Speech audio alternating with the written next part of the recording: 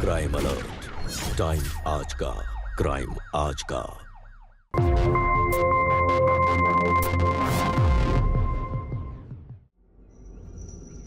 नमस्कार, मैं Sudha Chandran crime alert के आज के इस एपिसोड में आप सबका स्वागत करती हूँ।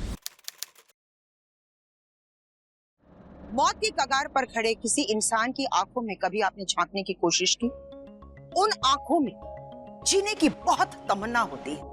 ये भी सच है कि जिंदगी एक लंबी लड़ाई है, लेकिन हर इंसान अपने आखिरी दम तक उस लड़ाई को जीतने की कोशिश जरूर करता है। आखिर ऐसा क्या हुआ इस लड़की के साथ कि उसे अपनी जिंदगी की भीख मांगनी पड़ी? आखिर कौन है ये लोग जो इस लड़की की जान के पीछे पड़े हैं? एक सच्ची घटना पर आधारित रिश्तों की एक भयानक सच्चाई से इस कहानी द्वारा हम आपको रूबरू कराने जा रहे हैं। ये ले मेरी चाल। चाल पे चाल, आज मैं होऊंगा माला माल। ये मेरी चाल। मेरे रहते हुए ये कभी नहीं हो सकता। ये रहा मेरा दाव।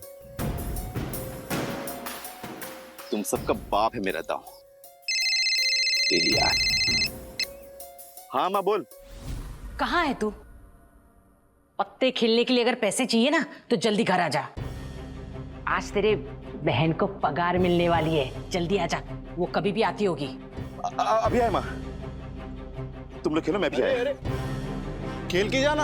अरे पैसे लेके आ रहा हूँ, तब तक तुम लोग खेलो। देख निदेश, पैसे लेकर ही आना, वरना अपनी शक्ल मत दिखाना। अरे भाई अभी गया और अभी आया, खेल बंद मत करना। आया मैं, जल्दी आना।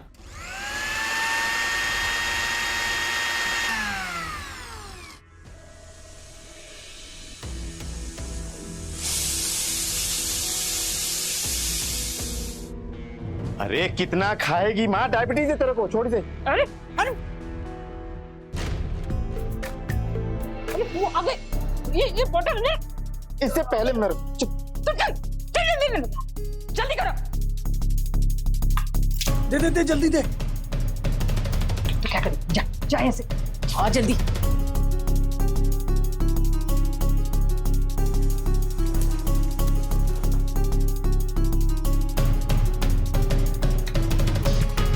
नहीं माँ, इस तरह की जिंदगी जीने से अच्छा है तू मुझे जहर दे दे। अरे कब तक मैं अपनी छोटी बहन की कमाई खाता रहूंगा? भैया नीता, फिर ऐसी बात मत बोलिएगा। अगर मैं आपका भाई होती तो भी आप ऐसी बात बोलते।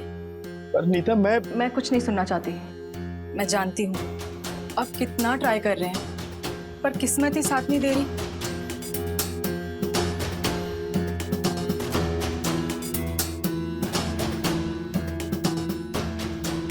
ये लीजिए। ये किस लिए? आप बहुत हताश दिख रहे हैं, थोड़ा सा फ्रेश होकर आ जाइए। इसमें एक आधा क्वार्टर तो आ ही जाएगा। नीता तू भी ना। अच्छा सुन, वहां पे फ्राइड मच्छी भी मिलती है, लाऊं तेरे लिए? हाँ, एक मिनट। ये लीजिए, सबके लिए ले आइएगा। ठीक है। नीता तू बैठ, मैंने तेरे लिए चाय बनाई, अभी लाती हूँ। ठीक है। अरे नहीं करानी मुझे कोई ईसीजी बीसीजी, नहीं कराना कोई टेस्ट। अरे फायदा क्या होता है? अरे ज्यादा से ज्यादा क्या होगा, मेरी मौत ही आएगी ना, मर जाऊंगा मैं। नहीं कर। बाबा अरे लेकिन बेटा रुको। हेलो जी डॉक्टर साहब। अच्छा ईसीजी कब करवाना है? जी हम आज ही करवा लेंगे। हाँ जी ओके। बेटा तू ये क्या कर रही है? कोई फायदा नहीं है। एक मिनट।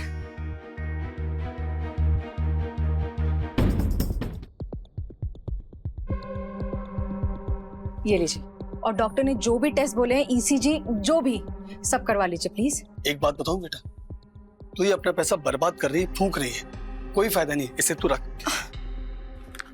ये रखिए, मेरे लिए करवा लीजिए प्लीज।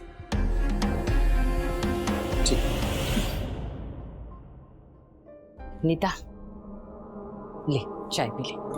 Thank you. अब तुम मुझ पर मत शुरू हो जाना। बाबा को हार्ट का प्रॉब्लम है, भैया की नौकरी नहीं है। मैं सब समझती हूँ बेटा। और डायबिटीज भी कोई बीमारी होती है क्या? हाँ माँ। बेटा मुझे कोई मेथी के दाने वगैरह नहीं खाने और ना ही कोई सब्जियों का रस पीना है। कितना खर्चा होता है पता है तुम्हें? आप रुकिए।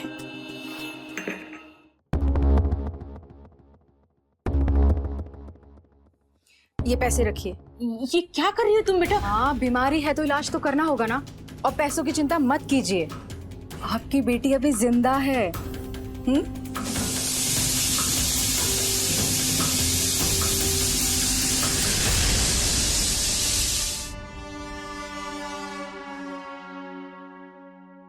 क्यों कर रही है नीता तो ये सब? तुझे क्या दिखता नहीं ये सब लोग तेरा फायदा उठा रहे हैं? भाभी, उनका हक बनता है। मैं ही तो हूं उनकी अपनी, और किससे कहेंगे?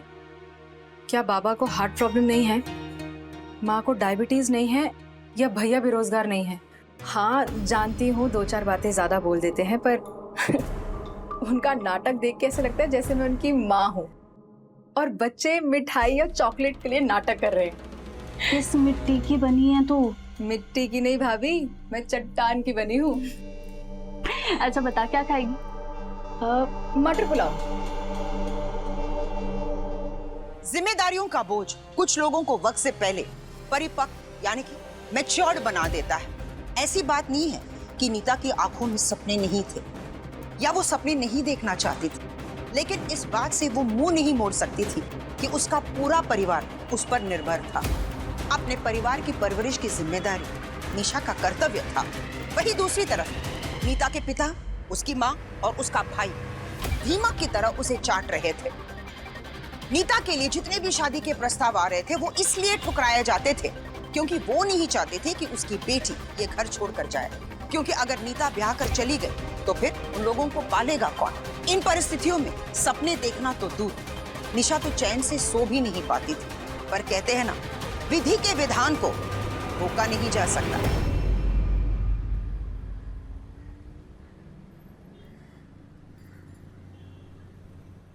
फाइनली आपका लाइसेंस आ ही गया। Thank you so much. अरे नहीं नहीं, थैंक यू की बात नहीं है। सॉरी तो मुझे कहना चाहिए कि आपने इसके चक्कर में इतने सारे चक्कर लगाए और इतना परेशान हुई आप। That's completely fine. नीता जी, आप पार्टी कब देंगी? पार्टी किस लिए? लाइसेंस आ गया है। वो कार आने के बाद। आपके पास कार नहीं है? नहीं, फिलहाल तो बस है। तो ठीक है, मेरे पास भी बस ही है। और वैसे ही मैं घर निकल रहा था तो बस स्टॉप तक साथ चल लेते। ठीक है। अच्छा आदित्य जी, आप कुछ पूछना चाहते हैं? वैसे आपको क्या पता मैं कुछ पूछना चाहता हूँ? वो छोड़िए, ये बताइए क्या जानना चाहते हैं? बाबा बिजनेस करते थे, पर लॉकडाउन की वजह से सब कुछ बंद हो गया। सचमुच तुमने बहुत ही दुखदायक समय गुजारा है। तुम्हारे भैया क्या करते? भैया काम की तलाश में है। फिर घर की जिम्मेदारियां कौन संभालता है? मुझ पर ही है। इतनी सारी जिम्मेदारियां होने के बाद भी ये गाड़ी वाला शौक कुछ समझा नहीं। जब से होश संभाला है ना, तब से काम कर रही हूँ, सारी जिम्मेदारियां उठा रही हूँ। वैसे तो सपने देखने की इतनी हिम्मत नहीं हो पाई, पर ये एक छोटा सा सपना कभी पीछे ही नहीं छूटता। एक छोटी सी गाड़ी तो जरूर लूंगी, इसलिए मैंने ड्राइविंग भी सीख ली है। शायद जिंदगी कभी मौका दे दे। हाँ, सचमुच तुम कितनी लकी हो। तुम्हारे पास तुम्हारा परिवार है, मम्मी पापा है। काश मेरा भी परिवार होता, मैं भी उनके साथ सुख दुख बांट पाता। ऐसा तो कोई मेरे पास भी नहीं है जिससे मैं सुख दुख बांट सकूं या जरूरत के वक्त कोई मेरा साथ दे सके। वैसे तुम्हारा ऑफिस कहाँ है? हाँ, MG रोड। मैं यहीं से बस पकड़ती हूँ। ओके। ये कार छोटी है, पर कितने की होगी? ये गाड़ी यही कोई 4-5 लाख। छोटी है पर मुझे पसंद है। ये शायद मेरे बजट में हो सकती है। हाँ, मैं सरकारी नौकर होने के बावजूद भी कभी जिंदगी में गाड़ी ले पाऊंगा या नहीं, भगवान जाने। हम अपनी पसंद भी हमारी क्षमताओं के अनुसार ढाल लेते हैं।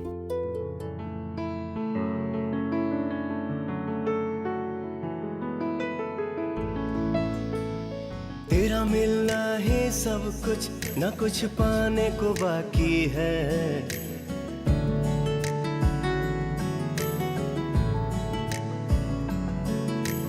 तेरा मिलना ही सब कुछ, न कुछ पाने को बाकी है। तुझसे ही सांस आती है, जीने के लिए तू काफी है। जीने के लिए तू काफी है। ये दुआ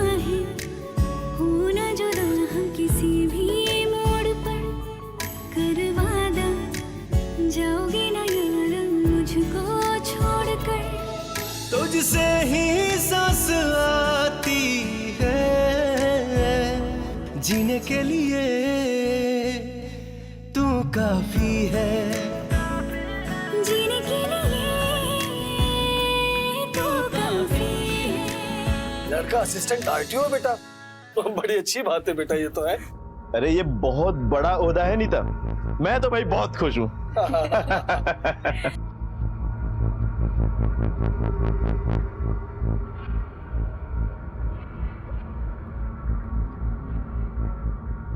माँ, तुम खुश नहीं हो?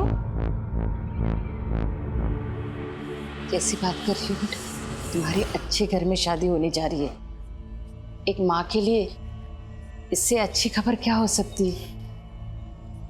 मैं तो बस यही सोच रही थी कि क्या सोच रही थी? तू शादी करके चली जाएगी, फिर हमारा क्या होगा? हमें कौन संभालेगा? इस घर की तुम्हारे सर पर कितनी जिम्मेदारी है। बाबा को हार्ट का प्रॉब्लम है, मुझे डायबिटीज है, और भाई बेरोजगार है। ऐसे में तू चुप कर। बड़ी मुश्किल से इस घर में एक अच्छी खबर आई है और तू ऐसे मौके पर इतनी मनहूसियत भरी बात लेकर बैठ गई है। बाबा, माँ ठीक ही तो बोल रही है। मेरे प्रोविडेंट फंड के जो पैसे हैं ना, 2 लाख रुपए, वो मैं आप सबको दे दूंगी। और फिर जब घर बच जाएगा ना, तो फिर घर से काम करूंगी। आप लोगों को कभी कमी नहीं होगी। हमने पिछले जन्म में ऐसा क्या पाप किया था जो शादी के बाद भी बेटी पर बोझ बने रहेंगे? माँ, ऐसा क्यों सोचती है?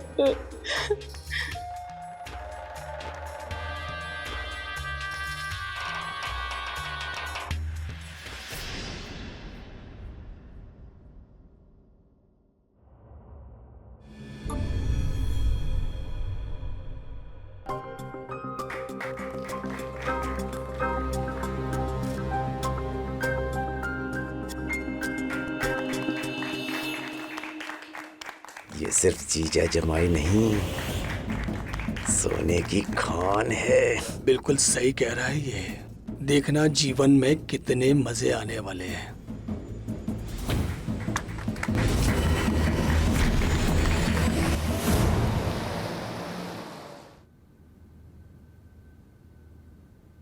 वाह जी अजी, मतलब शादी से पहले क्या था और अब,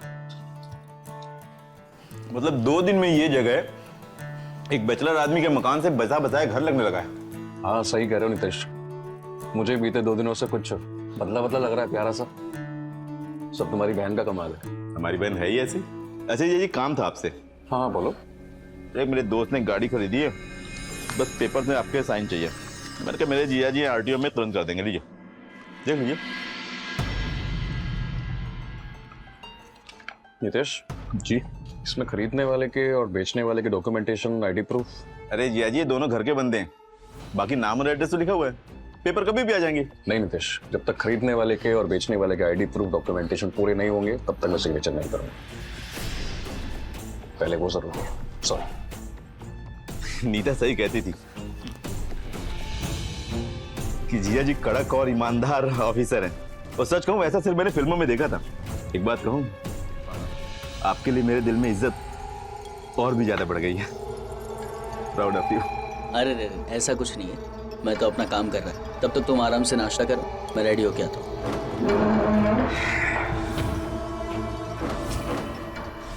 भैया चाय। देखा, कहा था ना मैंने, गलत काम तो वो कभी करेंगे ही नहीं। ईमानदार के साथ साथ अलर्ट भी रहते हैं, और अपनी ऑफिशियल सील और स्टैम्प हमेशा अपने साथ बैग में लेकर आते हैं, ताकि कोई पीछे से उसका गलत इस्तेमाल ना कर ले।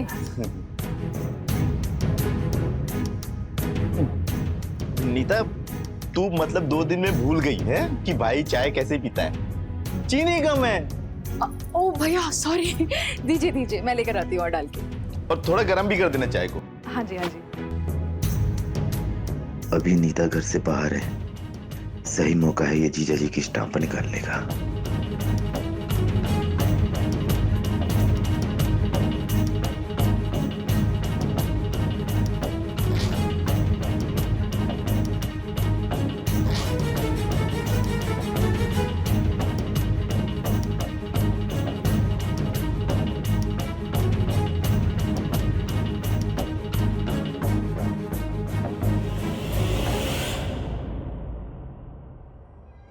स्टैम्प ठीक है, पर सिग्नेचर का क्या?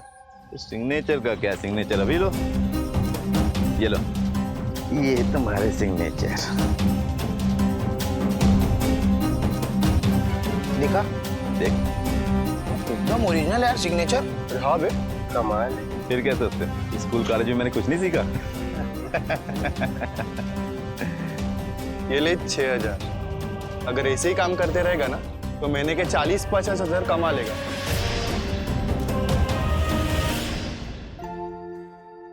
भैया पानी। अरे बैठ ना। जिया जी दिखाई नहीं दे रहे? हाँ वो नहाने गए हैं, ऑफिस के लिए रेडी होना है ना। अच्छा। अरे इसमें क्या लाया है? अरे बताना ही भूल गया, तेरी भाभी ने मटर पुलाव बनाया है, बहुत पसंद है ना तुझे? तो मैं आया तो मैंने तेरे लिए देते चलो। अच्छा किया, उन्हें भी बहुत पसंद है। सच्ची? गरम करके लाता।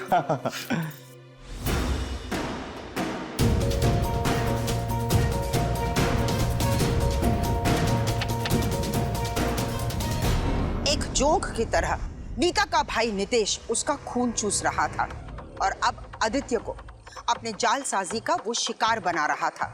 पैसे कमाने का बहुत आसान जरिया मिल गया था उसे और अब पैसों की भूख दिन ब दिन उसकी बढ़ती चली जा रही थी।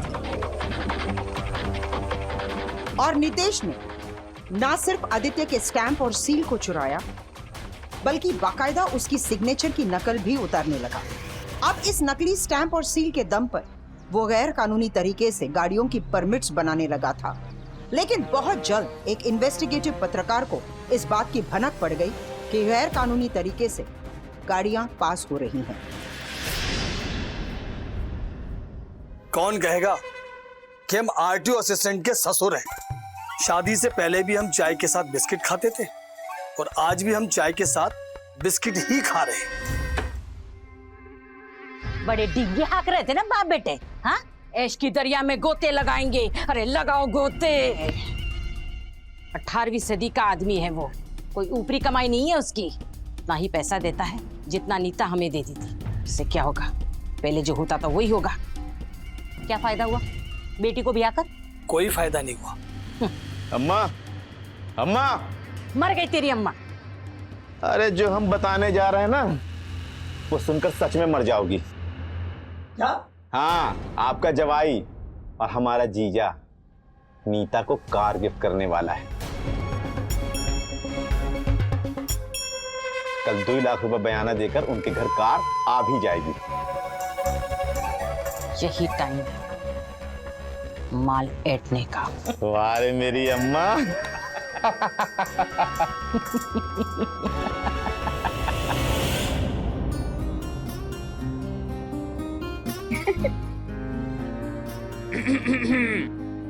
ये लीजिए मैडम, बंदा आपकी खिदमत में हाजिर है। आज इतनी खातिरदारी क्यों? खास आपके लिए। ये लीजिए। तुम्हारी ड्रीम कार तुम्हारे बर्थडे पर मेरी तरफ से गिफ्ट। अब कल ही जाके कार का एडवांस दे आएंगे। माँ बाबा, भैया भाभी सबको साथ ले जाएंगे। आदित्य, अगर हम दोनों वहां जाए तो वो हमारा मोमेंट है ना। कार आ जाएगी तो हम उन्हें भी दिखा देंगे। अरे लेकिन माँ बाबा के आशीर्वाद के बिना ये सब कैसे पॉसिबल हो पाएगा? आशीर्वाद तो हमेशा हमारे साथ है ना, तो ये हमारा मोमेंट नहीं है। अच्छा, हमारा मोमेंट? हमारा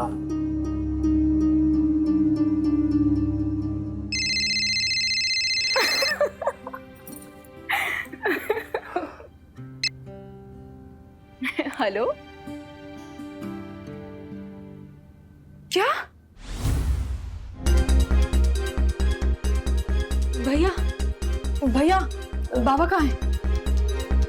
वही हुआ जिसका डर था नीता। तेरे जाने के बाद इतने लापरवाह हो गए थे कि टाइम से टेस्ट नहीं, दवाई नहीं, बस खाना खा ही रहे थे कि अचानक दिल का दौरा पड़ गया। और मुझे खुद समझ नहीं आ रहा कि मैं क्या करूं। ऑपरेशन करवाना है, क्या क्या तो टेस्ट है, क्या करूं? बेटा होकर भी मैं कुछ नहीं कर पा रहा। ये सब सोचने का वक्त नहीं है कि कितने पैसे लगेंगे। डॉक्टर साहब एक मिनट। यही डॉक्टर साहब। देखिए, हमें एंजियोप्लास्टी करनी पड़ेगी। उनके हार्ट में हमें एक स्टंट फिट करना पड़ेगा और फिर उसके अलावा दूसरे बाकी सारे टेस्ट। डॉक्टर साहब, आप ये बताइए कि कितने का बंदोबस्त करना होगा। देखिए, एंजियोप्लास्टी के लिए वैसे तो कई सारे सस्ते स्टेंट्स अवेलेबल हैं, पर मैं उनकी गारंटी नहीं दे सकता। कुल मिला के आप लोग ये समझ लीजिए कि ये कोई 2 लाख। ठीक है, थैंक यू डॉक्टर।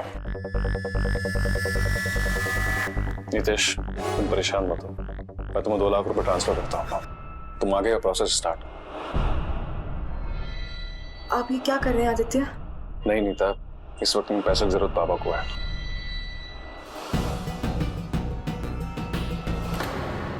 अब कैसी तबीयत है बाबा? ठीक हूँ बेटा, बस मैं ये सोच रहा हूँ कि दामाद जी का एहसान मैं कैसे चुकाऊंगा। क्या बाबा, आपने ये सब कह के मुझे फिर से पराया कर दिया? मैं आपके सगे बेटे जैसा नहीं? आप तो मेरे बेटे से भी बढ़कर हो। न जाने पिछले जन्म में कौन से अच्छे कर्म किए होंगे मैंने, जो आपके जैसा दामाद मिला। नहीं बाबा, आप खुद बहुत अच्छे हैं। जल्दी से ठीक हो जाइए, फिर मिलते हैं।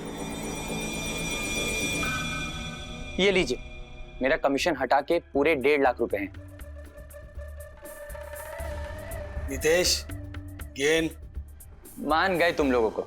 मैंने आज तक दुनिया में बड़े से बड़े कमीने देखे हैं, पर तुम्हारी फैमिली से बढ़ के कोई नहीं।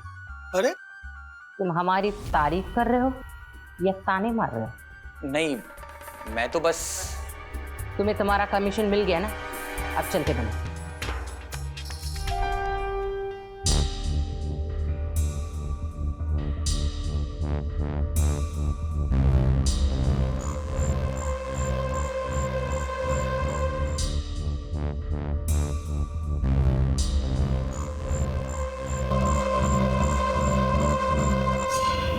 आदित्य, मैंने अपनी कंपनी में बात कर ली है। उन्होंने मुझे वर्क फ्रॉम होम के लिए भी अलाउ कर दिया है। तो बाबा के इलाज में जो पैसे खर्च हुए थे वो मैं आपको वापस कर दूंगी जल्दी। अगर तुम काम करना चाहती हो जरूर करो, लेकिन पैसे कमाने के लिए नहीं, अपने आप को बिजी रखने के लिए। और रही बात पैसों की, तो कोई बात नहीं, वो तो फिर से जमा हो जाएंगे। पर आदित्य, जब तक बाबा के इलाज में जो पैसे लगे हैं वो मैं लौटा नहीं देती, तब तक मेरी सांस में सांस नहीं आएगी। और तुम्हारी उन सांसों का क्या जो मुझे महका रही है? ये सब्जी महक रही है। जाओ, मुझे काम करने दो, सब्जी जल जाएगी।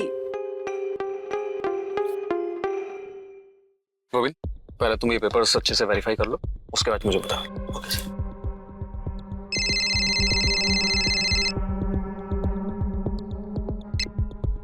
हेलो, हाँ माँ।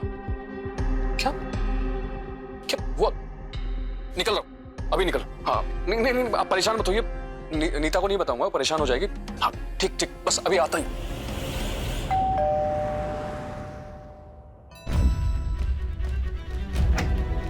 माँ, क्या हो रहा है सब? उसे रोक लो, वो पागल है। अब और सहन नहीं होता बाबा, मुझे बस क्या कर रहे हो तुम? क्या कर रहे हो तुम? जिंदगी से अच्छा कुछ संभालो। बात ही नहीं लगे, बच्चे कर रहे नहीं, मैं मरना चाहता हूँ। अब बर्दाश्त नहीं होता जिया जी, बर्दाश्त नहीं होता। संभालो, मैं हूं ना।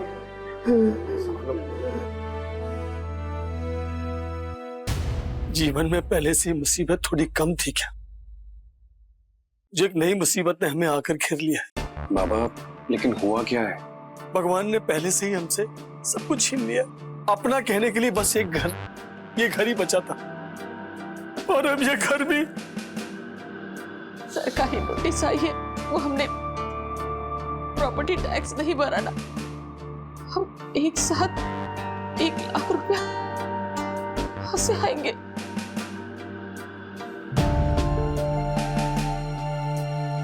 और कितनी परीक्षा लेगा ईश्वर?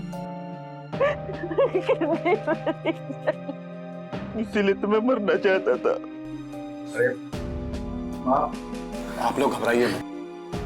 वैसे तो मैं किसी भी कर्ज के खिलाफ रहता हूँ, लेकिन मैं लोन ले लूंगा। आप लोग बेफिक्र रहिए, मैं टैक्स पे कर दूंगा।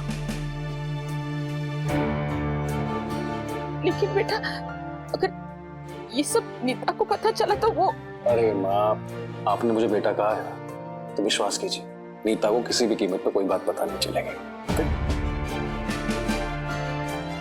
हमारे बाद ये घर सिर्फ नितेश का नहीं, नीता और तुम्हारा भी है। हाँ माँ, अरे माँ ऐसे हाथ मत जोड़िए प्लीज। पापा नहीं, सब ठीक हो जाए।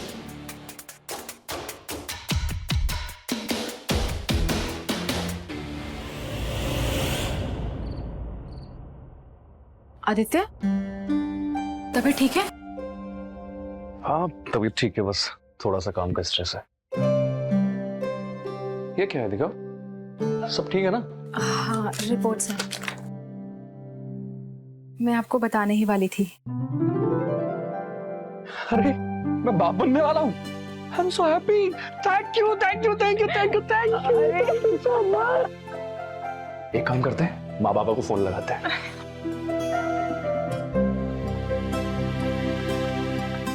हेलो माँ, प्रणाम। अरे खुशखबरी देनी है आपको, आप नानी बनने वाले हो। क्या? यस। मतलब खुशी की बात है, बहुत बहुत बधाई हो तुम दोनों को। मैं और तेरे पापा और नितेश ना, हम लोग घर आते हैं, वहां से हम लोग मंदिर जाएंगे भगवान का आशीर्वाद लेने। हाँ, फिर से एक बार बधाई, बहुत बहुत बधाई। हाँ, रखती हूँ। माँ बाबा आ रहे हैं, नितेश भी, सब मंदिर जाएंगे। अरे हो गया सत्यानाश। ऐसा क्या हो गया? आप नाना बनने वाले हैं और ये मामा। ओहो, अब तो भूखे मरने की नौबत आने वाली है। जो महीने का आता था ना, वो भी बंद होता दिखाई दे रहा मुझे। बेवकूफ लड़की, इसे भी अभी माँ बनना था। ऐसे घुटते रहने से कुछ नहीं होने वाला। तो तू ही बता देना मेरी माँ की क्या करें अब। दिन भर मुंह में लड्डू ठूस के मोटी हाथी होती जा रही है। चलने से फुर्सत मिले तो दिमाग चले ना। दिमाग तो मेरा तब से चल रहा है जब से आदित्य ने मुझे ये खबर दी है। अब तुम तेल देखो और तेल की धार देखो। नीता, तुम्हें बहुत सावधानी बरतनी होगी। ये प्रेगनेंसी तुम्हारे लिए आसान नहीं होगी। मतलब? ऐसी कोई सीरियस प्रॉब्लम नहीं है। हाँ, पर तुम्हें सावधानी बरतनी होगी। मेरी मानो तो एक 24 आवर के लिए एक नर्स रख लो, जो कि जिम्मेदार हो और अनुभवी हो। तुमने हमारे लिए इतना कुछ किया है, अब हमें माँ बाप का फर्ज निभाने दो। हाँ, मैं तो कहती हूँ ये नर्स वर्स की कोई जरूरत नहीं है। हम है ना, हम तुम्हारी देखभाल करेंगे बेटा। तुम हमारे घर आकर रहो, वो घर तुम दोनों का भी तो है। लेकिन मैं समझ सकती हूँ बेटा, थोड़ी मुश्किल होगी, लेकिन बच्चे के लिए करना पड़ेगा ना। डॉक्टर ने क्या कहा, 24 घंटे इसके साथ कोई ना कोई रहना बहुत जरूरी है। हालत को देखते हुए यही सही रहेगा। थैंक यू माँ। थैंक यू कैसा, ये तो नानी का फर्ज है।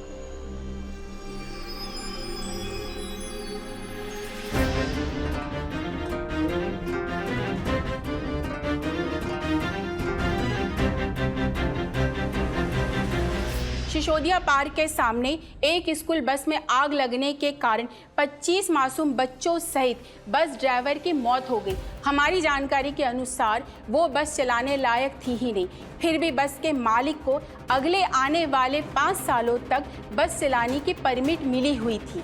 सवाल ये है कि आखिर ऐसी खतरनाक बस के मालिक को परमिट मिला तो मिला कैसे, ये एक जांच का विषय है। अरे तू ये क्या देख रही है? ऐसे वक्त में ऐसी खबरें नहीं पढ़ते, बच्चे पे असर होता है बेटा। हाँ? लो दूध पियो।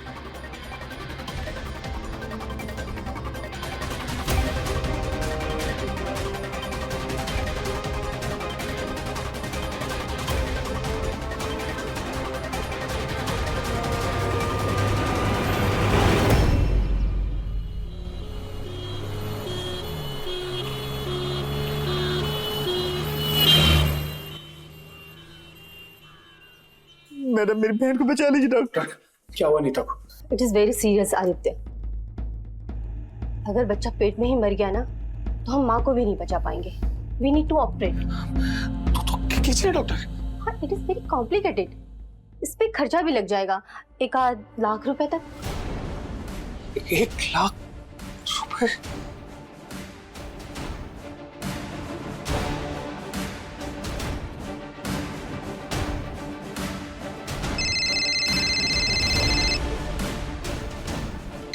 हेलो, अजय सिंगर बोल रहा हूँ, आरटीओ एजेंट। देखिए, मैं इस वक्त कोई भी बात करने के मूड में नहीं हूँ। आदित्य साहब, मुझे आपकी परेशानी का पता है। मुझे पता है आपको 1 लाख रुपए चाहिए, वो आपको मिल जाएंगे। क्या क्या मतलब?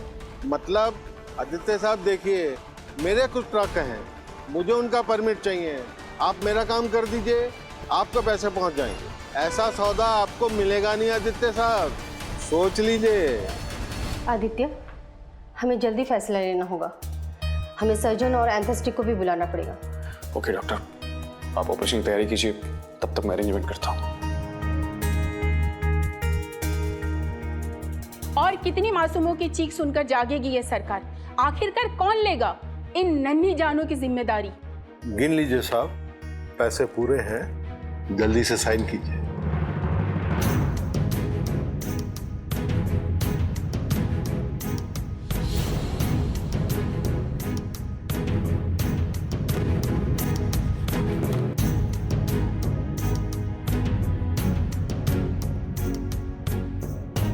आखिर कौन है वो दरिंदे जिनकी वजह से इन मासूमों की जान गई?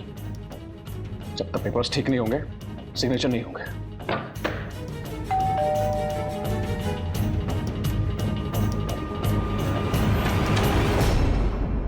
मिस्टर सिन्हा जी, आपके खिलाफ अरेस्ट वारंट है। क्या बात कर रहे हो? क्या कह रहे हैं? गलत गाड़ियों का परमिट देने से पहले एक बार सोच लेना चाहिए था मिस्टर सिन्हा। नामुमकिन है। असिस्टेंट आरटीओ ना मिस्टर सिन्हा? बस के परमिट पे आप ही का स्टैंप और सिग्नेचर है मिस्टर सिन्हा। बताओ तुम्हारे स्केल में और कौन कौन शामिल है? आप मेरा विश्वास कीजिए, मैंने कोई गलत काम नहीं किया है। तुम्हारे इस परमिट पे सिग्नेचर और स्टैंप क्या हवा में उड़ के आए? ये मेरे सिग्नेचर नहीं है। मैं सिर्फ इतना जानता हूँ कि मेरे सील स्टैंप को कॉपी किया गया है। मेरे साथ षड्यंत्र रचा जा रहा है।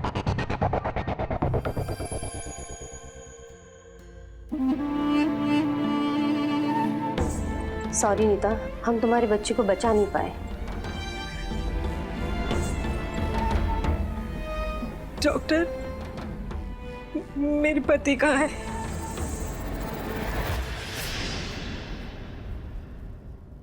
अभी अभी मिले ताज़ा अपडेट के अनुसार आदित्य सिन्हा का कहना है कि परमिट पर मौजूद दस्तखत, स्टैंप सब कुछ नकली है और उससे एक षड्यंत्र का शिकार बनाया गया है। नीता बेटा, तू होश में आ गई। भगवान का लाख लाख शुक्र है। माँ,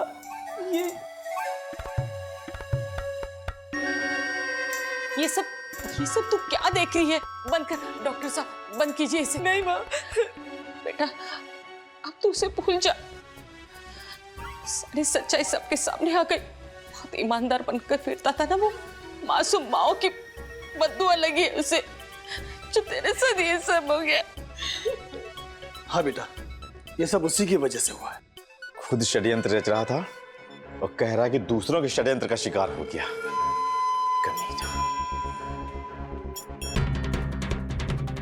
ऑफिशियल सील और स्टैम्प हमेशा अपने साथ बैग में लेकर आते हैं।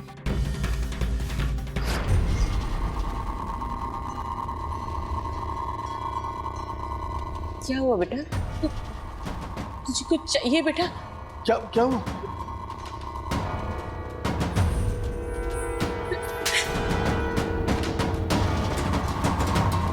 मैं तेरी जान ले लूंगी। वो तू ही है ना जिसने मेरे ईमानदार पति को, तुम भाई नहीं, तुम भेड़िया है। मुझे पूरा विश्वास है कि सब तू नहीं किया है। मैं ना अभी पुलिस को बुला के सब कुछ बता दूंगी। तू ही था ना जो बहाने बना बना के हमारे घर आता था? मैं था। चल। मेरी पत्नी का मिसकैरेज हुआ है, वो बहुत परेशान होगी। मुझे उससे मिलने दीजिए प्लीज। मैं आप लोगों के आगे हाथ जोड़ता हूँ, प्लीज। आप लोग मेरी बात को समझिए सर। मेरे साथ बहुत बड़ी घटना हुई, समझने की कोशिश कीजिए सर।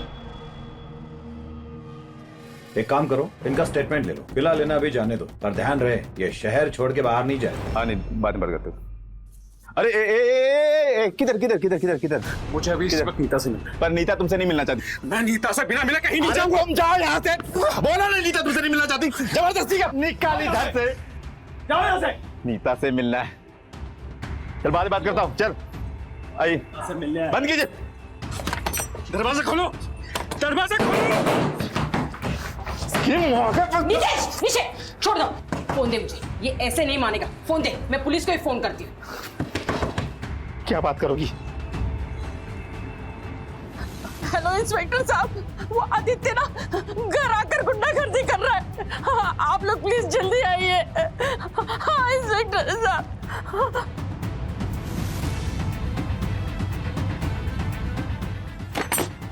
खोलो दरवाजा।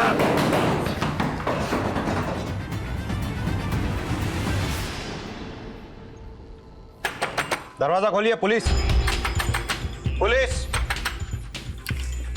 क्या हुआ मैडम? इंस्पेक्टर साहब, अच्छा हुआ आप आके। ये आदमी यहाँ आकर गुंडागर्दी कर रहा था और मेरी बेटी ने जब इसके साथ जाने से मना कर दिया तब इसने इतने जोर से उसके सर में मारा कि वो बेहोश हो गए। आप खुद चल कर देखिए, चलिए। जाओ नीता को, इससे मारो नीता को। पकड़ कर रखो ऐसे।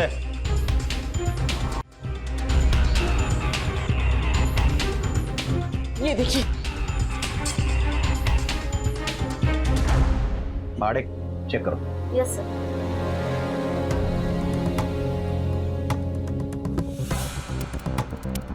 सर, इसके सिर पे चोट लगी है। अब उसको बेल मिलना भी मुश्किल है। एक काम कीजिए, नीता जैसे होश में है उसे पुलिस स्टेशन लेके आओ। उसका स्टेटमेंट लेना जरूरी है। जी।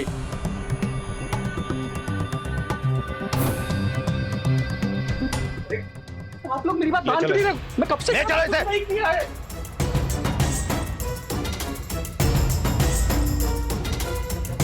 अरे आप लोग मुझे किस बात की सजा दे रहे हो? फिर से मुझे यहाँ लाके बंद कर दिया। मुझे मेरी बीवी से मिलना है, वो बीमार है, समझने की कोशिश करो, मुझे बाहर निकालो यहाँ से। नीता का स्टेटमेंट है? जी नहीं। तो हमें उसे छोड़ना पड़ेगा, क्योंकि हम किसी को भी 24 घंटे से ज्यादा कस्टडी में नहीं रख सकते। एक काम करो, नीतीश को फोन लगाओ। नितेश जी, मैं सामतानगर पुलिस स्टेशन से बोल रहा हूँ। हाँ जी सर, मैं नीता का भाई नितेश।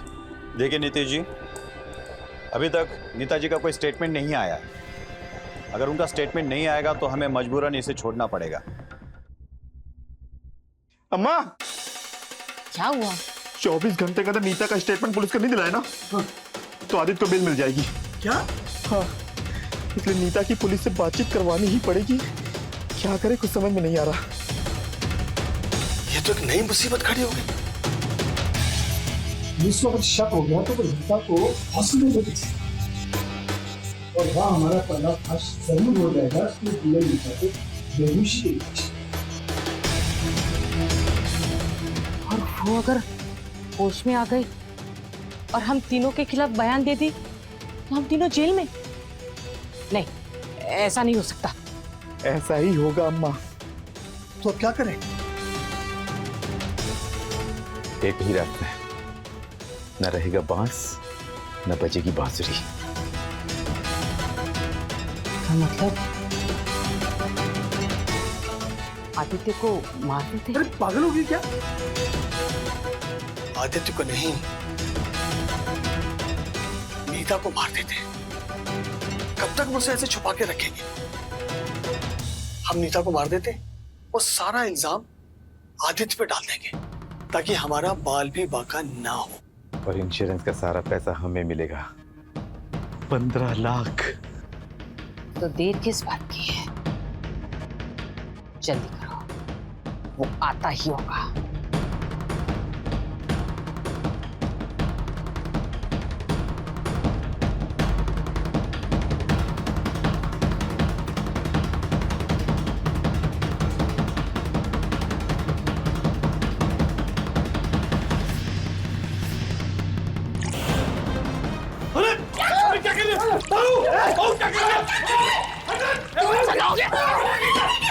जलाओ, जलाओ, जलाएगा, उसे जलाएगा, उसे जलाओगे। एक काम करते हैं, यही सब जल के मर जाते हैं। Bill guaranteed. मैंने आपकी बेल आप ही के पैसों से कराई है, जो उनके माँ बाप ने झूठ बोलकर इनसे लिए थे। नीता ने सबके लिए सब कुछ किया, बट फिर भी इन लालची भेड़ियों का मन ही नहीं भरता है। आई थिंक मुझे जाना चाहिए, क्योंकि नीता को उन्होंने बेहोश करके रखा हुआ है।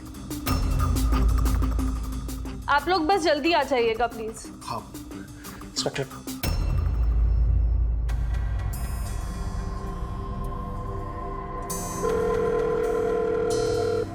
हेलो आदित्य। जलाओ। अरे पागल, तू खुद चल जाएगी। पीछे कर, पीछे कर। क्यों? ठीक ही तो बोल रही है भाभी, साथ नहीं चलते ना। मैं ही जला देती हूँ। जलाओ। अरे तू क्या बात कर रही है नीता? मैं तेरा पापा हूँ ना बेटा, पापा हूँ ना, ऐसे नहीं करते बेटा। देख देख, मैं तेरा भाई हूँ। अपने भाई को मारेगी तू। अगली बार इस गंदे जबान से बहन का नाम गंदी जबान मत खींच लोगी मैं। नीता, ये तुम क्या कर रही है?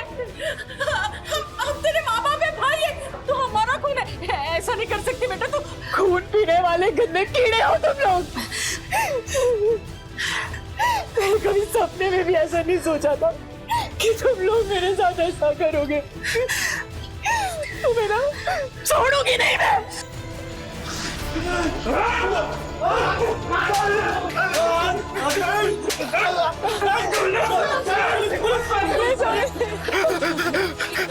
इंस्पेक्टर साहब, ले जाइए सबको। ले चलो इसे। बेटा बेटा।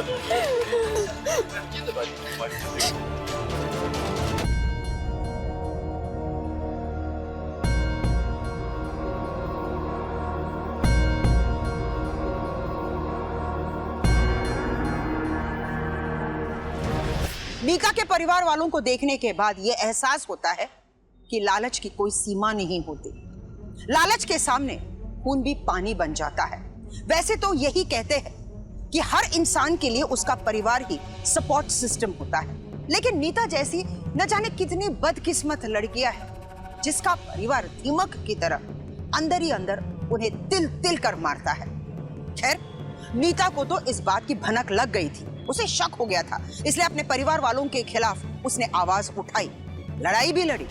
लेकिन नीता जैसी न जाने ऐसी कितनी मासूम लड़कियां हैं जो चुपचाप ये सब कुछ बर्दाश्त करती है। ऐसी शोषित पीड़ितों का हौसला बढ़ाना सिर्फ हमारा ही नहीं बल्कि इस समाज का भी कर्तव्य है, क्योंकि ये समाज भी हमारा ही परिवार है। इसी विचार के साथ मैं सुधा चंद्रन आपसे विदा लेती हूँ, इस वादे के साथ कि अगले एपिसोड में हम फिर मिलेंगे एक नई कहानी के साथ।